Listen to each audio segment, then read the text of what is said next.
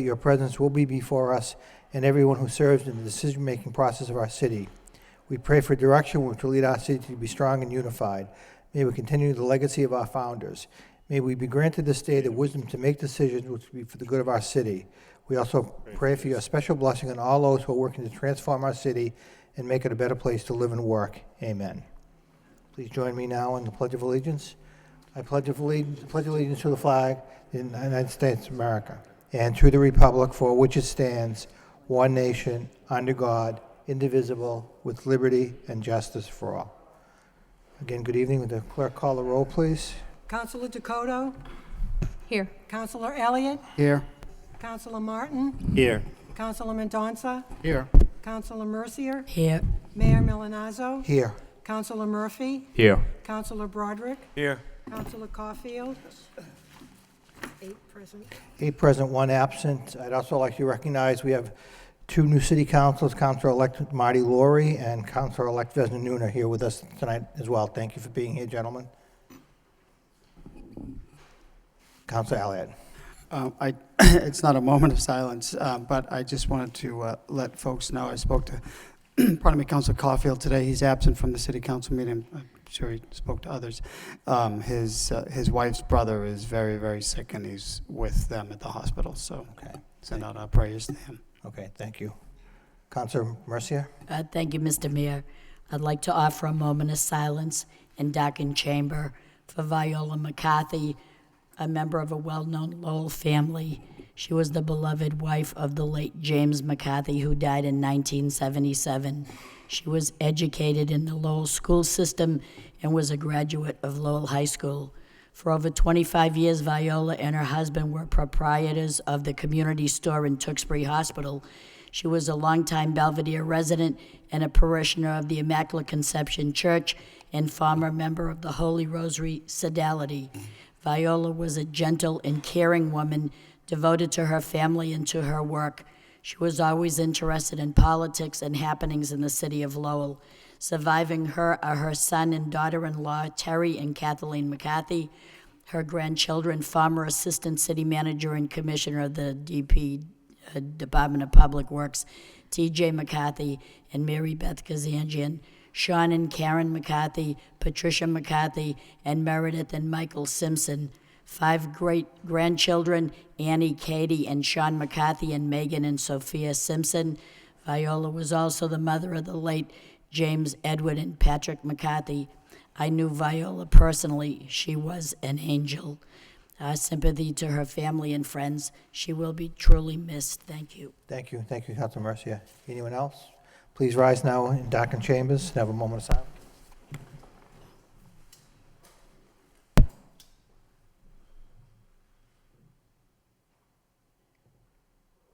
Thank you. May she rest in peace.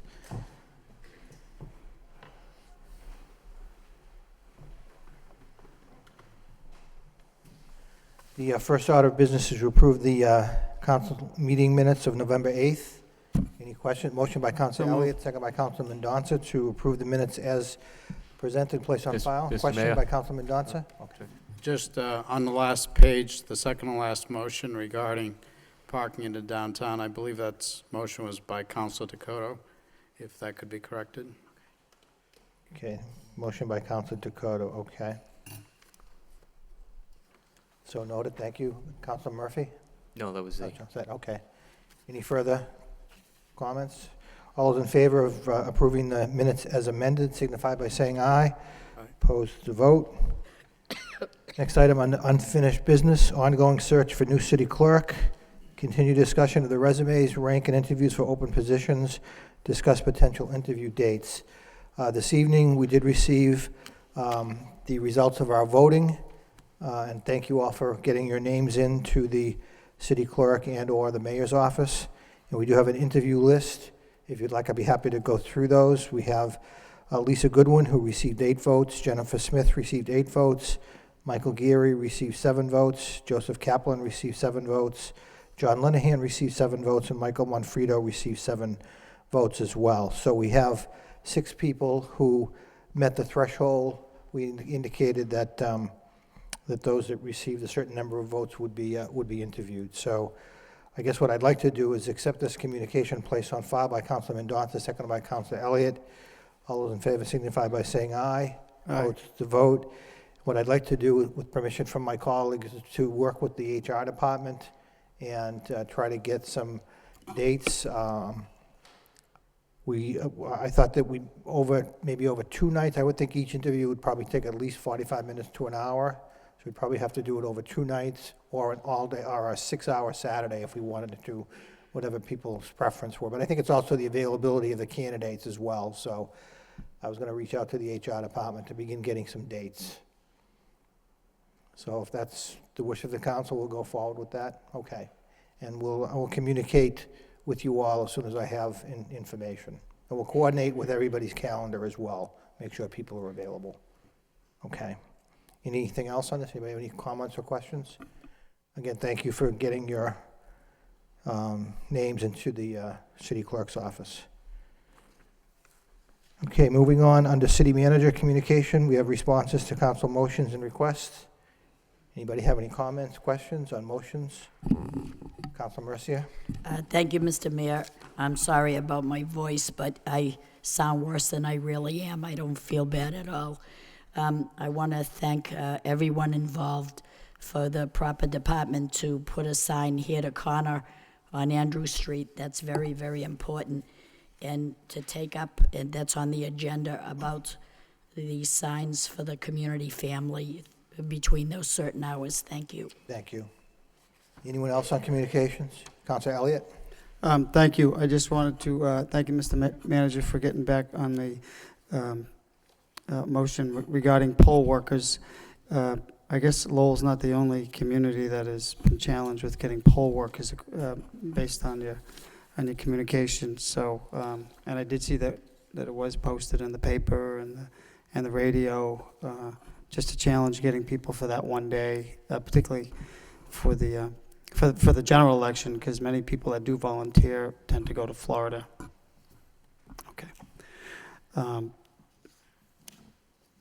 So we typically need between 170 and 180, and we're down to 150, which would be the concern from some of the people in the poll workers that we just couldn't get them.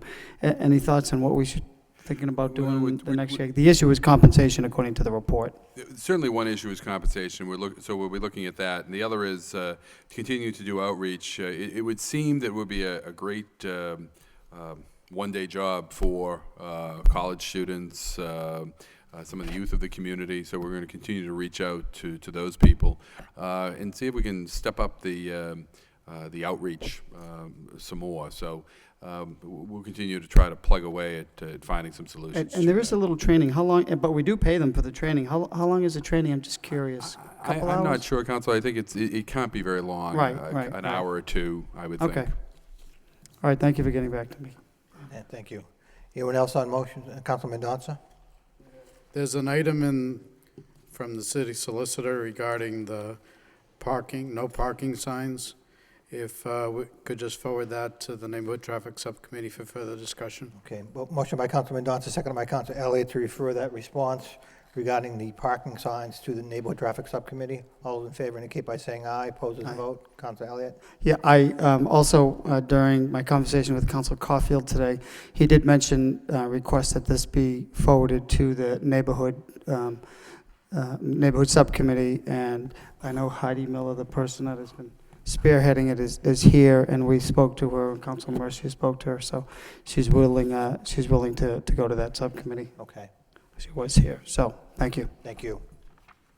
Councilor Mercia? And I also inadvertently omitted the fact that the city manager had Land and Buildings repair the hole in the Shed Park Pavilion on the left side, and that was just a temporary repair, and sometime in the spring or whatever, they'll make permanent repairs. Thank you very much. Thank you. Any further discussion? Councilor Murphy? Thank you, Mr. Mayor. I appreciate the response to the Bank on Lowell initiative, and look forward to what could be worked out there with the number of financial institutions in the city, because it does seem, based upon the initial research, that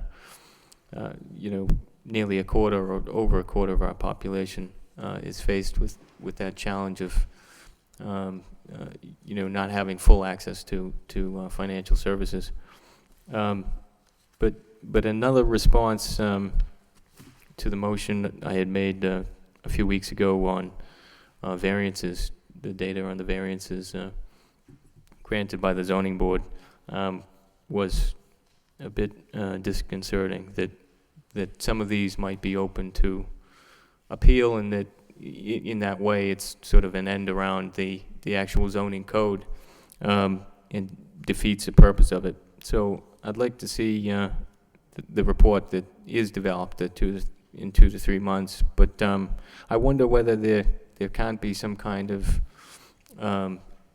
questionnaire developed in applying for the positions, so that you're not just looking at resumes, but you have a better sense of their understanding of what our master plan calls for, what our neighborhood master plans call for, and there's a better sense, I think, of where they think the kinds of balances are in our land use regulations, so that we have a better idea of how they would actually carry out their duties on those land use boards.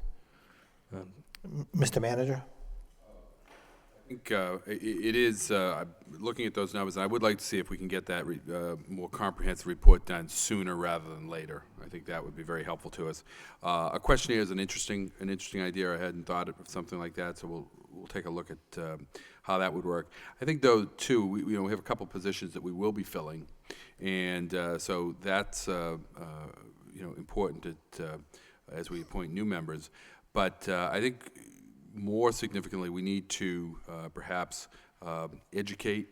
And I think there should be a continuing education, really, for every board in changes in law, or also just fine-tuning their knowledge of in this case, the requirements for variances. There are certain legal requirements, and some educational materials that we can produce for them through planning and development or through the law department, I think would be very helpful to. I know that this is an issue that plagues many communities, so I think we can draw upon some experiences elsewhere to get that type of information out, and that will be we'll incorporate that as part of the comprehensive report as well. I just think that with the questionnaire, it sort of ensures that that education takes place prior to an appointment. That it forces people to sort of think about the various issues that might come up. But I appreciate the response and look forward to the report. Great. Thank you. Thank you. Anyone else on? No. Comment? Well, it was actually Council Mercier's motion, so I don't want to steal their thunder, but it's just a report that we received back from the city manager on her motion regarding the progress and timeline of the previous proposed. Is it right if I speak on it, Council Mercier? Oh, I think it's a good motion. I was actually encouraged to learn that there has been some progress made back since June of 2010, and there's been some progress made in preparing a request for letters of interest to be issued to the development community. So there has been some progress on this, and there's been some staff changes that have contributed to the delay, but I don't know, there's no time frame, but it looks like sometime in the near future there will be something coming forward to potential developers. Mr. Manager? If I may, certainly the staff changes had an impact. The committee that was put together spent quite a bit of time working the parameters of the proposals that will be requested. And in addition to that, there is, I know that the Chancellor and I have had discussions regarding the issuance of the request for proposals, that it be done at a time which the market is right, that be far more dangerous to have it go out and not have any bidders for that. So we wanted to get a little bit further down the road, and I think we are getting much, much closer to that. Thank you. Thank you. Councilman Danza? One of the areas that concerned me in that report was that our intent was to have that go back on the tax rolls, and my interpretation would be the privately owned. But the communication indicated that the university's goal was to have a long-term lease, in which case the state would still own the property. So I'm not sure how that affects our ability to tax the property. Even if the university or the state still owned the property, it would be set up in a way that it would be still be a taxable piece of property. There are there's methods to make that possible in sort of a taxable lease arrangement. Okay. Hope And that's the that case. would certainly be our objective. All right, very good. Thank you. Thank you. Council Mercia? Thank you, Mr. Mayor. Through you to the city manager. Mr. Manager, we did have a communication in our packet as to the status of the living waters down, moving into St. Anne's, and I don't know how true this is, but I heard that a moving truck already delivered different furnishings and things down there. I think that I did make a suggestion that if they did, in fact, and we have no say in it, if we kind of work together and make the most of it and try to develop some sort of a plan whereby we have communication as to what's acceptable, what isn't, because I think Yeah, that we- they move there. Mr. Mayor, if I could, we had a meeting just as recently as last Wednesday with representatives of Living Waters, and at that time they indicated that they were getting close to making their decision. They had not yet made their decision as to moving. They were leaning towards moving. We stressed again the importance of working together one way or another. Obviously, the fact that you saw a moving truck is indicative of the fact that it moved forward once again without communications. We will reach out yet again to work with them, but this has been very, very challenging. There's a sense, I think, that based upon the public sentiment that's been put out there and the coverage that they've received in the media, that they feel that they are going to meet resistance constantly. And that has, I think, pushed them more towards moving forward. And it's very unfortunate that there has been that failure to work with us. And we've stressed to them the importance of that. We explained just last Wednesday that it's not unusual for establishments or institutions to, group homes or controversial projects to move into neighborhoods, and that working with the city administration allows us to pave the way for an easier transition, recognizing that we can't stop certain things from happening. If they work with us, we can go along, we can be very helpful to them in making the transition that much easier. That's right. We did continue to express our wish that they didn't move to that location, that they find another location near the downtown that we would help them with. But again, it's very apparent that has not worked out. But we will reach out again. Thank you. Thank you. Councilor Elliott? Well, so at this point, we still don't know. I mean, not that anybody can read the tea leaves, but by virtue of them saying they're still, or by virtue of saying nothing and not saying they're not moving there, we can only conclude that there's still the plausibility that they may open up that location there. I think based upon what Councilor Mercia just said and the tea leaves that we were provided last week, that it's pretty clear that they are moving into that location. No, that's disappointing, because I think that we reached out, that you reached out, and as you mentioned, perhaps as another more suitable location. We've all expressed our concerns on it, so I guess we'll have to sit back and wait and see. But at this point, there seems that there is little that we can do to prevent that. Little we can do to prevent, but again, we will try to work with them to make the transition smoother and reduce any negative impact that might have. And we'll keep the council apprised of that. Thank you. Anything else on the communications? Motion by Councilman Mendoza, seconded by Councilor Elliott to accept the communications placed on file. All those in favor indicate by saying aye. Opposed to vote. Next item under City Manager. In City Council vote, authorizing the City Manager to amend the City of Lowell 2010-2015 Consolidated Plan adopted May 4th, 2010.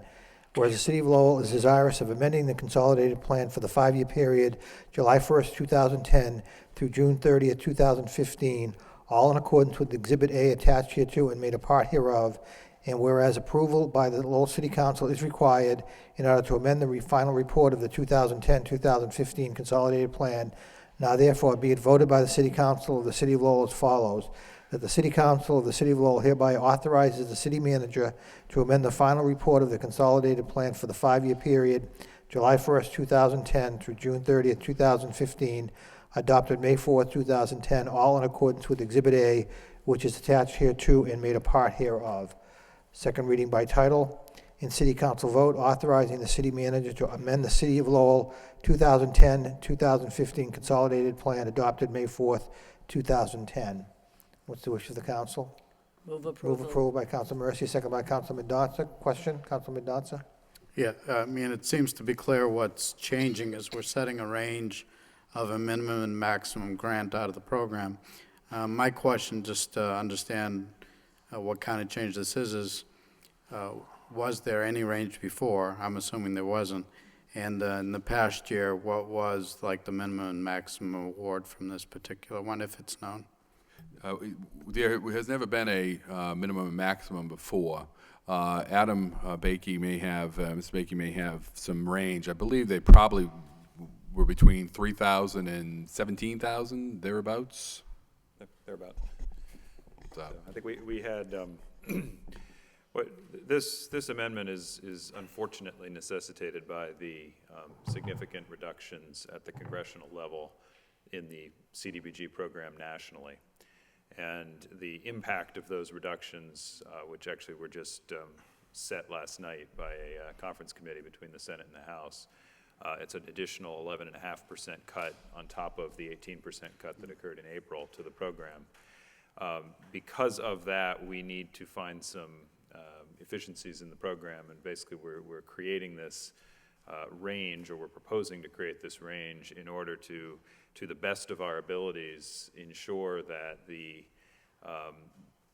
agencies that have relied on the public service funding through the CDBG program over the years, that we're able to support as many of them as possible despite decreased funding, and do it in such a way that we are not creating too much of a burden on them as well as on us in terms of all of the reporting requirements and mandates that come with the program.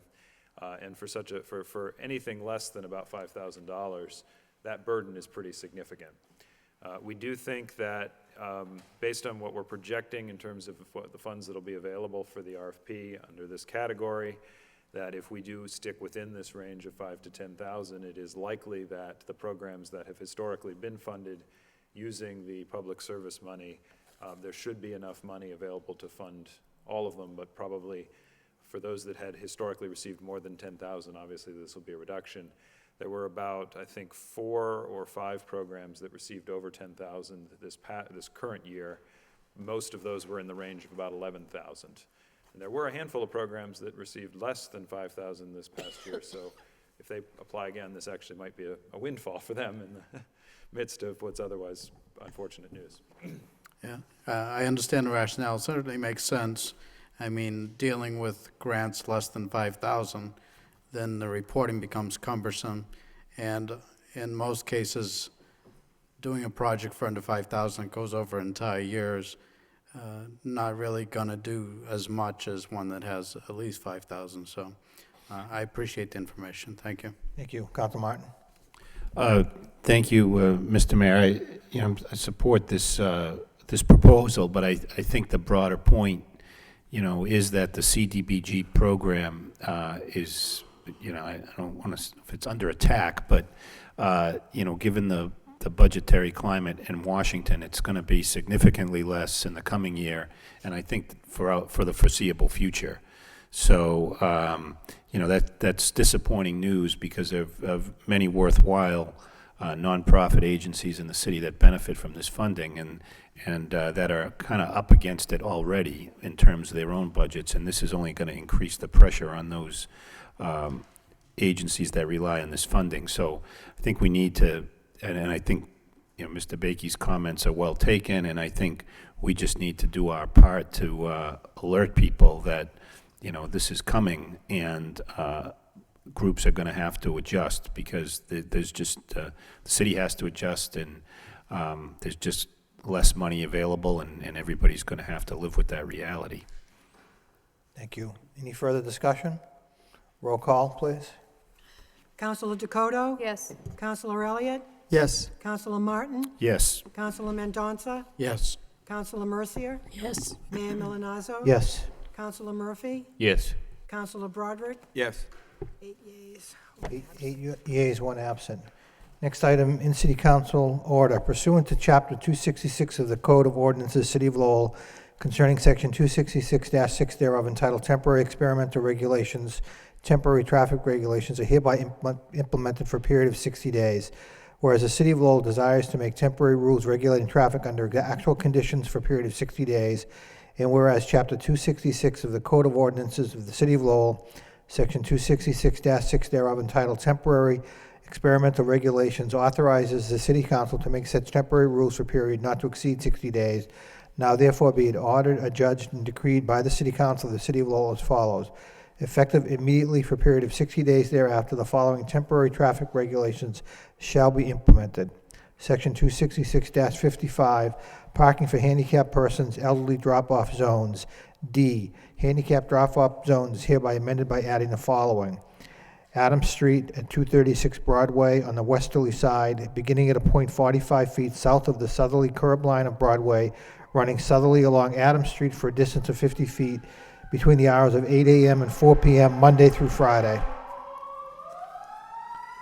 Second reading by title in City Council order pursuant to Chapter 266 of the Code of Ordinances, City of Lowell, concerning Section 266-6 entitled Temporary Experimental Regulations.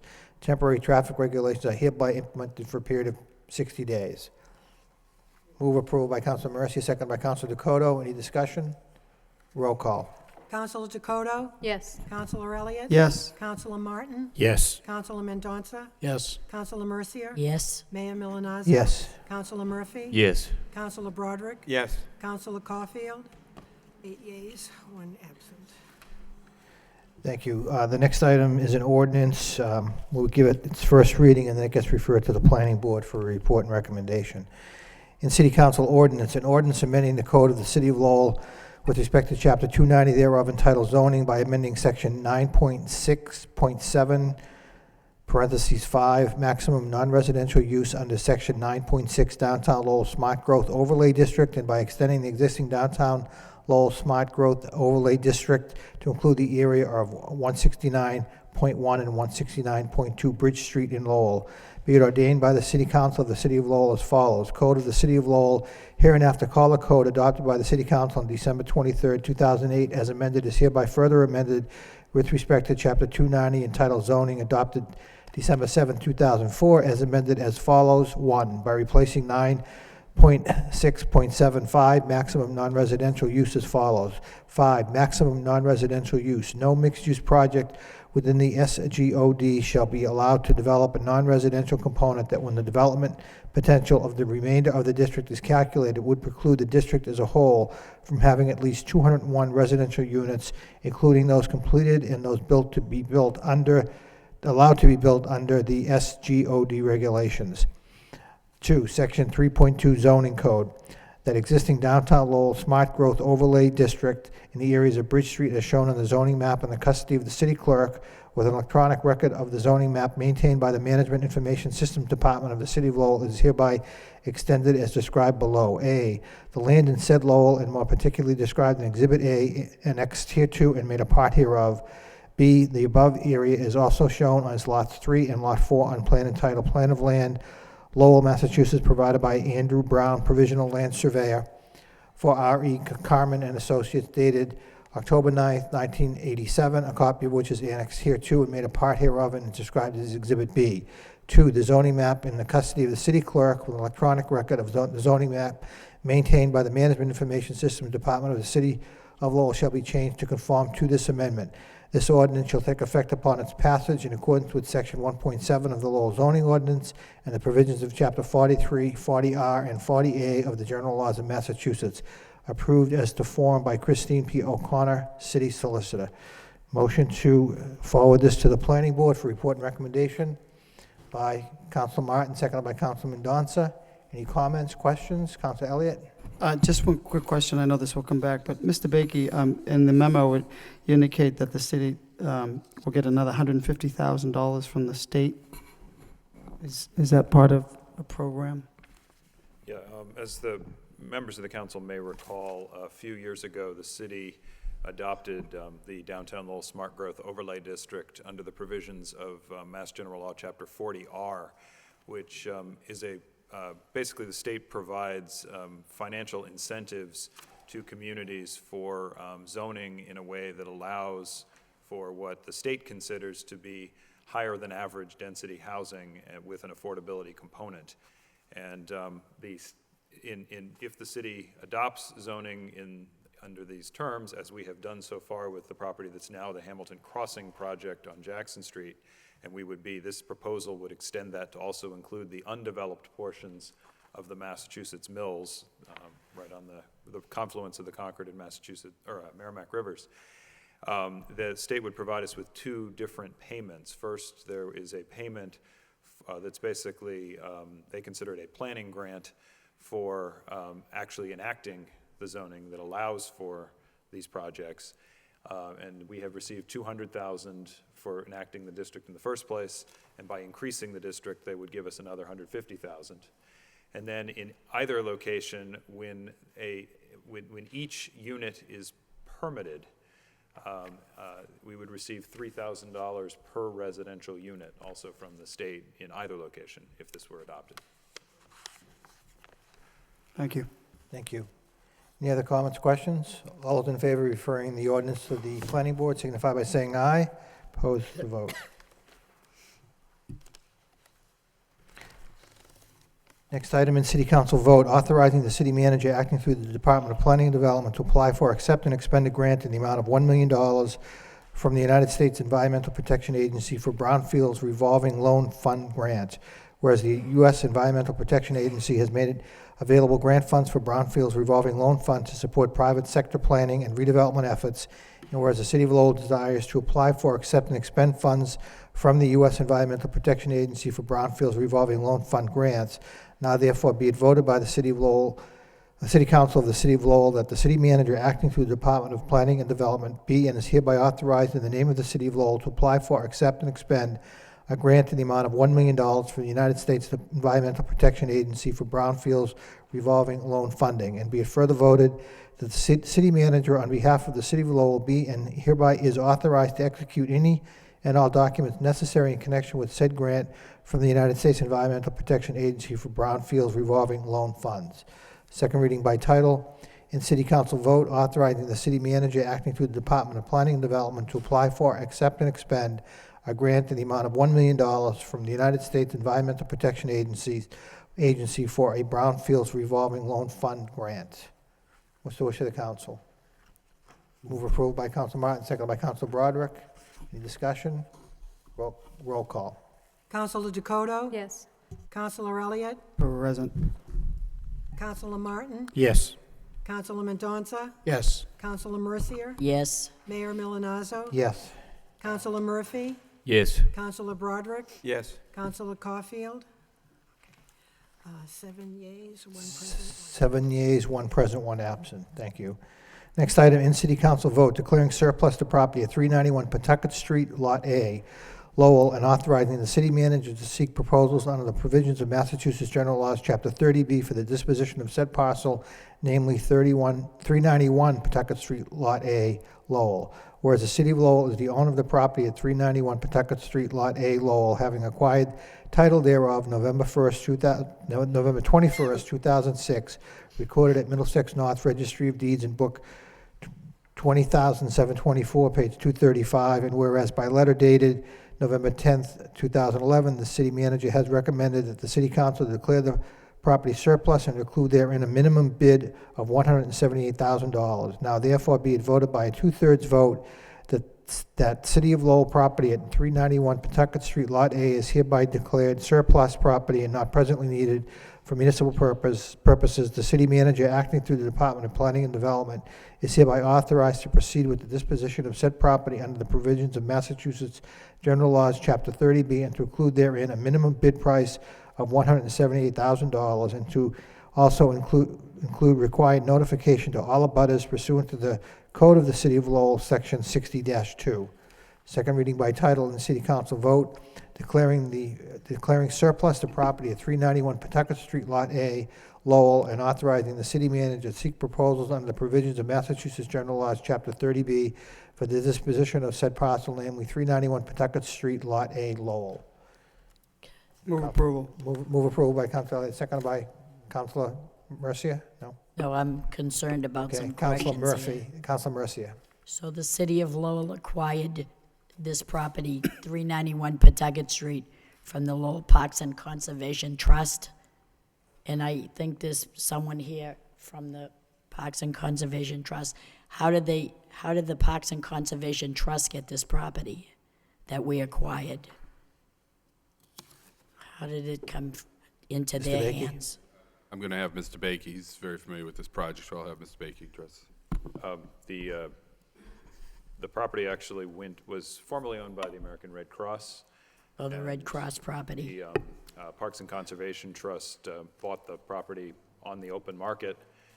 They, I think, I can't speak for them, but I believe their intent was to have some control over the potential redevelopment of the property so that it would not be redeveloped in a manner that would be detrimental to their investment in the Spalding House adjacent to the property. Subsequent to that, it became clear that they were not going to be able to afford to manage the property or maintain the property, and a decision was reached for the city to acquire it back in 2006. And there were two different, the property was subdivided. Half of the property was acquired using funds that came from the National Park Service ultimately that were used to construct a park, and that has happened and is quite a positive and actually has helped with the interests of the Parks and Conservation Trust as well. And then the other half is the portion with the building on it, and that's the portion in question this evening where we are looking to declare it surplus and make it available for So sale. the city of Lowell acquired it from Parks and Conservation Trust. Is the city of Lowell giving Parks and Conservation Trust any money for this property? The city of Lowell gave the Parks and Conservation Trust a substantial amount of money for this property back when we acquired it in 2006. And the thing that troubles me the most is the fact that whatever happens there, it seems like we're paying $450,000 back to repay the home loan program.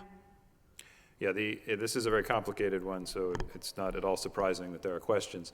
The city, for the portion that is in discussion tonight, which is about half of the original property, the city used funding from our home block grant program, which is our affordable housing, federally funded affordable housing program, to acquire that portion of the property. And that came with a restriction that there had to be affordable housing units built and completed within 5 years of the investment of the money, or the money had to be returned to the home program. Unfortunately, for a variety of reasons, it was not possible to create the affordable housing during that period, and that 5-year period will be expiring shortly. So we are now looking at a way to return the money to the home program per the federal regulations without actually having it affect the city general fund or the taxpayers of the city.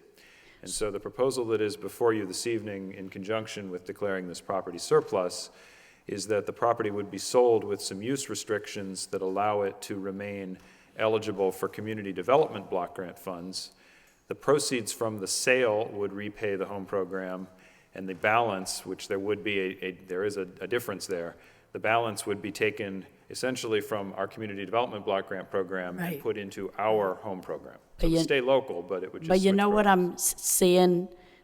I'm seeing a pattern here, and it's frustrating me to no end, because although we're putting properties back on the tax roll, it's like the city is stepping forward to fulfill the part of the bargain with the person or entity or corporation that didn't do that. And it's so frustrating, because we just had something from the boot mill, and we're not getting that money directly. It has to pay off a, I don't know, $2 million loan. Now we're seeing something like this with the minimum bid. We're declaring it surplus, a minimum bid of $178,000, and $450,000 has to go and repay a loan because someone didn't fulfill a bargain, an agreement of putting something there within 10 years.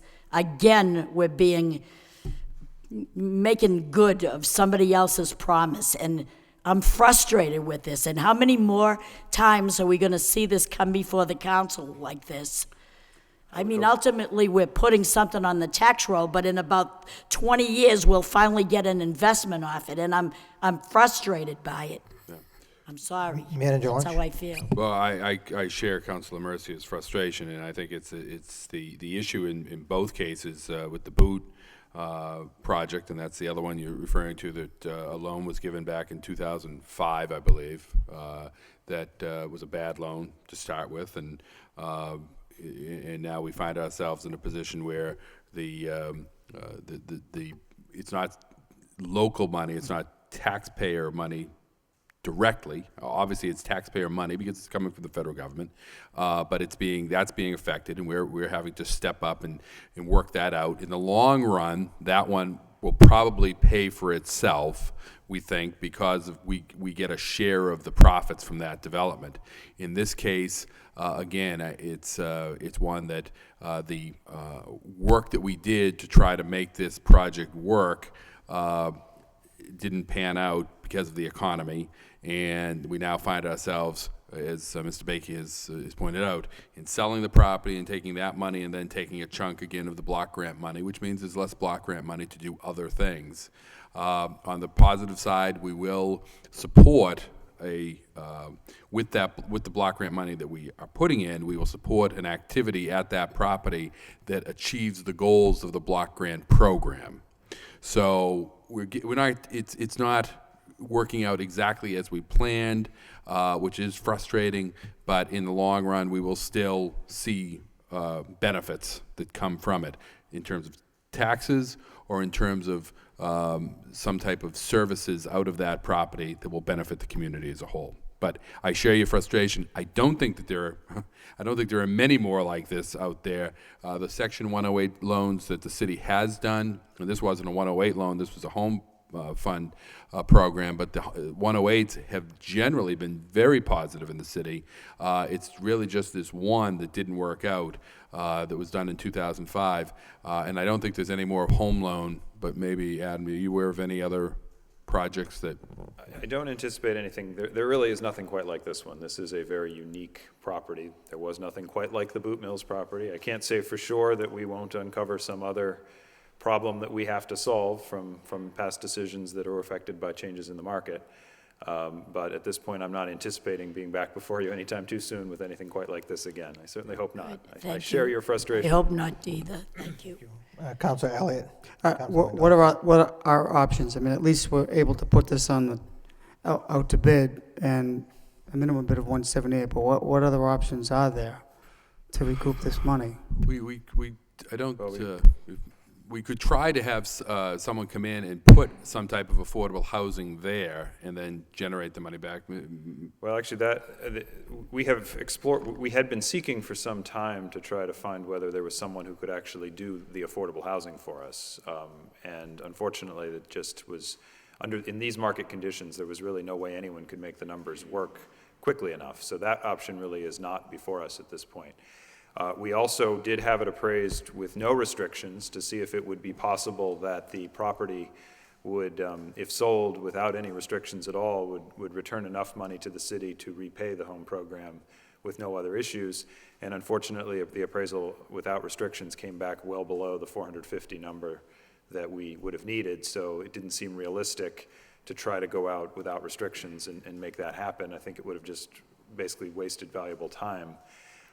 The only other option, frankly, is that the city could, and I think this is not a very palatable option, and which is the reason we have the more complex one before you, is that the city does have the ability to use some form of local funds to repay the home program.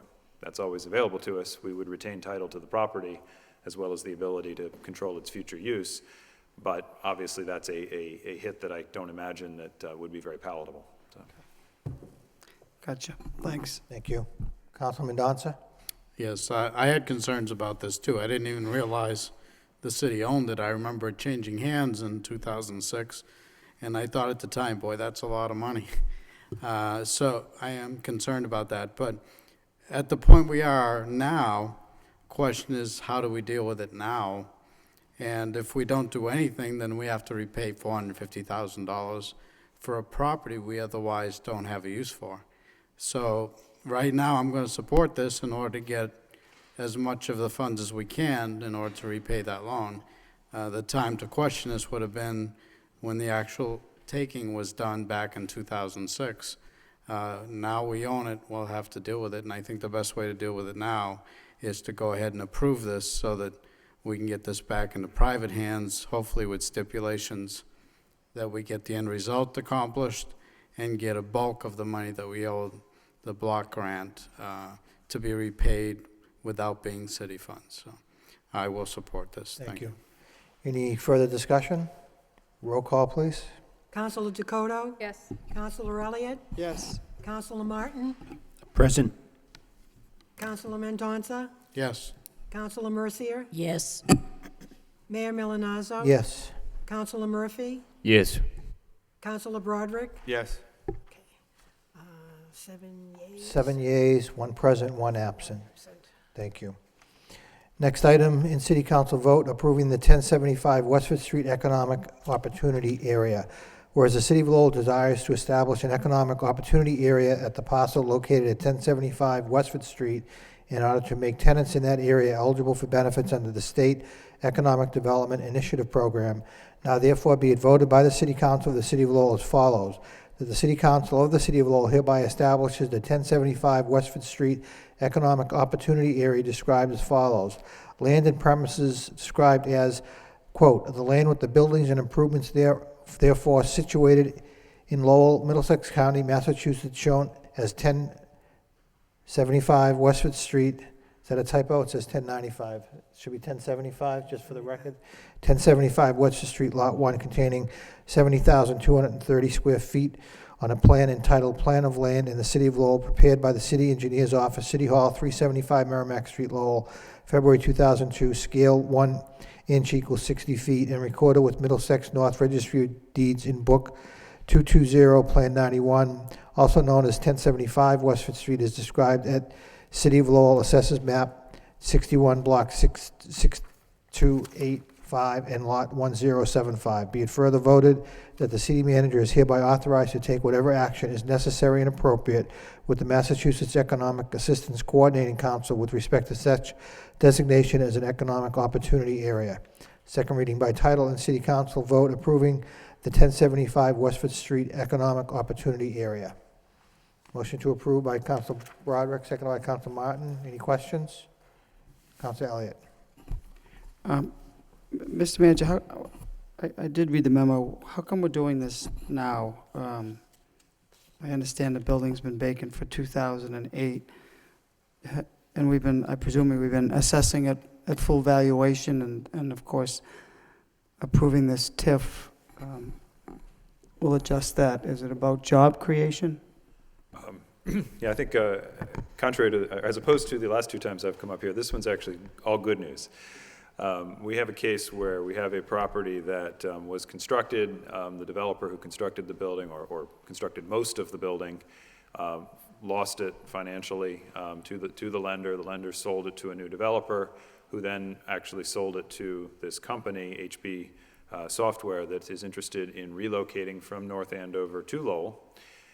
They will be completing the construction of the building and finishing leasing up the building and moving their own company into the building and expanding their company at the same time. So just with their company, HB, They will be bringing, I believe it's 15 jobs and adding 10 additional jobs to the city. Over the term of the tax increment agreement, which is actually the subject of the next vote, but they obviously relate, so we can talk about them together, the project would actually generate over $200,000 in additional tax revenue to the city, even after we abate a portion of the tax increment. The total abatement that is proposed under this plan, again, spread over 10 years, is about $88,000. So all of the taxes that are being collected on the property today would continue to be collected going forward, and the additional taxes that would be assessed as a result of the investment that this company is making in the property would just be ramped up slowly. So we will see additional tax revenue in year one, and we'll see a lot of additional tax revenue by the end. We'll also see some job creation. We'll also see a vacant building coming off the tax rolls. And by approving the EOA and the subsequent vote, you'll also be allowing the company to take advantage of a state tax deduction program that investors in commercial real estate that has sat vacant for 2 years or longer can take advantage of for themselves, and that's an abatement, or that's a state tax deduction that they can also receive. So this is really a win-win all the way around. Yeah, I agree. Thank you for the explanation, but it's about jobs, and now I understand, because it was foreclosed on, purchased, and now there's a new company come in, they're eligible to take advantage of this and bring more jobs. Okay, thank you. Thank you. Any other questions, comments? Roll call. Councilor Dakota? Yes. Councilor Elliott? Yes. Councilor Martin? Yes. Councilor Mendonça? Yes. Councilor Mercier? Yes. Mayor Milonazo? Yes. Councilor Murphy? Yes. Councilor Broderick? Yes. 8 yeas. 8 yeas, 1 absent. The last item under the city manager's portion of the agenda, in city council vote, and I apologize, I'm not going to pronounce this name correctly, but I'll do my best. Approving a certified project application for Himanshu Bagnaja, doing business as HB Software Solutions, and authorizing a tax increment financing agreement for Sheila Real Estate Investments, LLC. Whereas HB Software Solutions has applied for designation as a certified project in the Massachusetts Economic Development Incentive Program created by Chapter 23A of Massachusetts General Laws, and whereas HB Software Solutions meets the minimum standards of the Economic Development Incentive Program and the local economic development goals and criteria established as part of the documents creating the 1075 Westford Street Economic Opportunity Area, and whereas the proposed project is located at 1075 Westford Street, Lowell, and whereas Sheila Real Estate Investments, LLC is the owner of the property located at 1075 Westford Street, Lowell, whereas the City of Lowell has agreed to offer Sheila Real Estate Investments, LLC a tax increment financing agreement, and whereas the project as proposed is consistent with and can reasonably be expected to benefit significantly from inclusion in the 1075 Westford Street Economic Opportunity Area, and whereas the project will not overburden existing municipal services, infrastructure, and utilities servicing the Westford Street area, and whereas the project as described in the proposal will have a reasonable chance of increasing employment opportunities for residents of the project economic target area, thereby reducing blight, economic depression, and reliance on public assistance, and whereas the project expects to create a minimum of 10 new full-time jobs for residents of the Lowell economic target area over the next 2 years. And now therefore be it voted that the City Council of the City of Lowell approves the certified project application of HB Software Solutions and forwards said application for certification to the Massachusetts Economic Assistance Coordinating Council for its approval and endorsement. Be it further voted that the City Council of the City of Lowell authorizes the city manager to enter into a tax increment financing agreement between the City of Lowell and Sheila Real Estate Investments, LLC, in the form or substantially the form attached hereto. Second reading by title, in City Council vote, approving a certified project application for Himanshu Bagnaja, doing business as HB Software Solutions, and authorizing a tax increment financing agreement for Sheila Real Estate Investments, LLC. What's the wish of the council? Move approval by Councilor Mercier, seconded by Councilor Murphy. Any discussion? Roll call. Councilor Dakota? Yes. Councilor Elliott? Yes. Councilor Martin? Yes. Councilor Mendonça? Yes. Councilor Mercier? Yes. Mayor Milonazo? Yes. Councilor Murphy? Yes. Councilor Broderick? Yes. 8 yeas, 1 present. 8 yeas, 1 absent. Thank you. Next item under reports, the Technology and Utility Subcommittee report from November 15th.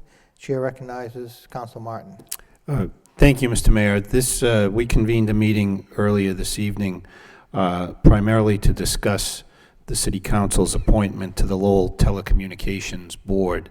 Under the bylaws of the Lowell Telecommunications Corporation, which operates the channel we're on now, as well as the other local access channels, the City Council makes 6 appointees to the Board of Directors.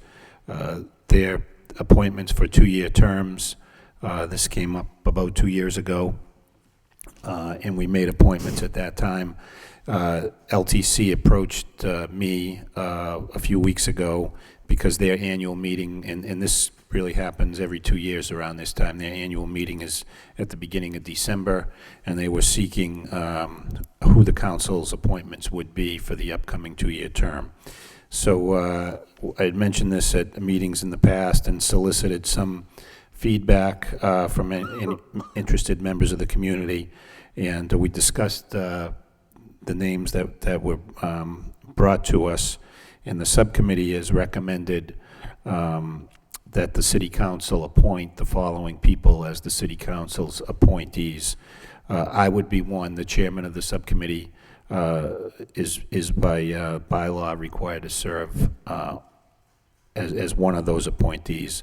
The others would be Paul Marion, who works at UMass Lowell, Jay Lenahan, who works at Middlesex Community College. Both currently serve on the board and have been significant contributors, as well as John McDonough, a local businessman, and Danielle Bergeron from the Greater Lowell Chamber of Commerce, and Lynn Brown Zunis, who's also served on the board in the past. So that was the unanimous recommendation of the subcommittee that the council appoint those 6 people to serve on the Lowell Telecommunications Board for a 2-year term. Thank you.